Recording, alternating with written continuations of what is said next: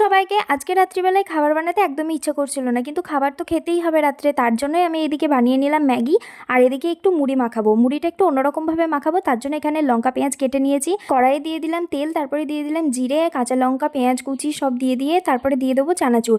আর চানাচুরটা দেওয়ার পরে দিয়ে দেবো পরিমাণ মতো লবণ, তারপরে দিয়ে দেবো মুড়িটা। এটা ভালোভাবে নেড়ে চেড়ে এটা যখন মুচমুচে হয়ে যাবে তখন নামিয়ে নেবো। তারপরেও বাজার থেকে নিয়ে আসলো সবজি আর চিকেন, যেহেতু রাত্রি 11টার সময় বাজার করে আনলো। আজকে চিকেনটা করতে পারলাম না, কালকে করব। আর আমার রাতের খাবার একদম রেডি, তো চলো ঝটপট এগুলো খাওয়া দাওয়া করে নিই। তারপরে চিকেনটাকে ভালোভাবে ধুয়ে ফ্রিজে রেখে দেবো। তো বেশ ভালো হয়েছিল। এরকমভাবে মুড়ি মাখিয়ে তোমরাও মাঝে মধ্যে খেতে পারো, বেশ ভালো লাগবে। তার সাথে যদি আলু ভাজা থাকে জমে খেয়ে। তো চলো এবার চিকেনগুলো ভালোভাবে ধুয়ে রেখে দেবো।